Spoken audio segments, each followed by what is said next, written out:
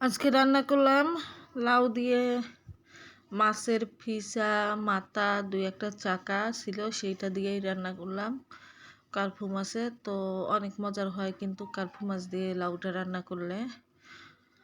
তো সেই ভিডিওটা আপনাদের সাথে একটু শেয়ার করব। তো সবাই পুরো ভিডিওটার সাথেই থাকবেন এবং দেখবেন। তো আমরা তো সবাই রান্না বান্না সবাই কম বেশি করতে পারি। তো আমি যেভাবে রান্না করি ঠিক সেভাবেই আমি ভিডিওটা বানাই আর আপনাদের মাঝে শেয়ার করি। তো অবশ্যই সবাই পুরো ভিডিওটা একটু দেখার চেষ্টা করবেন আর পুরো ভিডিওটা দেখে একটু গঠনমূলক কমেন্ট করবেন। এতে করে আপনাদের জন্যও ভালো, আমার নিজের জন্যও ভালো। যেহেতু আমরা পেজে সবাই প্রচুর পরিমাণে কষ্ট করি, তো পেজে কষ্ট করলে তো হবে না, ফেসবুকের নিয়মকানুনগুলো মানতে হবে। যদি ফেসবুকের নিয়মকানুনগুলো আমরা না মেনে কাজ করি তো কোনো দিনই কেউ সফলতা অর্জন করতে পারবো না, এটাই বাস্তব। তো অবশ্যই পুরো ভিডিওটার সাথেই থাকেন। তো আসসালামু আলাইকুম ওয়া রাহমাতুল্লাহি ওয়া বারাকাতুহু।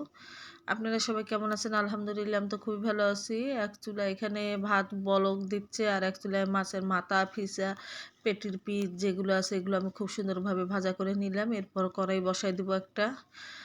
কড়াইয়ে কিছু অংশ আমি পেঁয়াজ কুচি দিয়ে লাল করে আমি মশলা বাটাগুলো দিব এক এক করে। আদা বাটা, জিরা বাটা, রসুন বাটা, পেঁয়াজ বাটা আর মরিচের গুঁড়া, হলুদ গুঁড়া, লবণ এগুলো পরিমাণ মতো দিয়ে আমি খুব ভালোভাবে মশলাটা কষাই নিব। আর এই লাউয়ে কিন্তু আমি দুইটা গোটা গোটা আলু দিছি, আলুটা আদা ভাঙ্গা করে লাউয়ের সাথে দিয়ে দিব। এতে করে কিন্তু মজা আমার কাছে মজা লাগে লাউ দিয়ে মাছ এভাবে রান্না করলে, দুইটা আলু আদা ভাঙ্গা করে দিয়ে। তো মশলাটা কিন্তু আমি খুব ভালোভাবে কষাবো। লাউটা যেহেতু একটু বয়স্ক ছিল তো লাউটা আমি সিলে প্রেশার কুকারে 2 সিটি দিয়ে নিছি আগে থেকেই। তো এই কারণে আমি মশলাটা ভালোভাবে কষায় আমি লাউটা দিয়ে দিব। আর যেহেতু লাউটা যখন একটু বিচি হয়ে যায় তখন সিদ্ধ হতে চায় না, কড়াইয়ে প্রেশার কুকারে সিদ্ধ করে নিলে খুব সুন্দরভাবে হয়ে যায়। কিন্তু এই যে আলু দুইটা সিদ্ধ করা আলু দুইটা আমি আদা ভাঙা করে দিচ্ছি আগে। আর এরপর লাউগুলো আমি ঢেলে দিলাম মশলার মাঝে, ঢেলে দিয়ে খুব ভালোভাবে নাড়াচাড়া দিয়ে বলক তুলে নিব।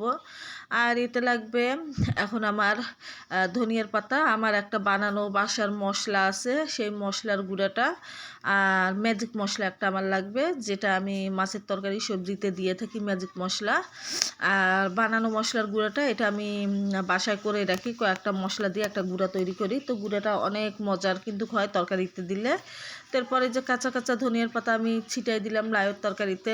এরপর মাছ দিয়ে দিব আর গুঁড়াগুলো দিলে আমার কিন্তু তরকারিটা ফাইনাল হয়ে যাবে। তো কেমন হয়েছে অবশ্যই কিন্তু সবাই একটু জানাবেন। তো আর বেশি কিন্তু ভিডিও বাড়াবো না, অলরেডি কিন্তু 3 মিনিটের উপর চলে গেছে। 3 মিনিটের উপরেই আমাদের ভিডিওটা দিতে লাগে, নয়তো কাকুরা কাউন্ট করবে না। তো সবাই অবশ্যই বরাবর বড় ভিডিও দেওয়ার চেষ্টা করব।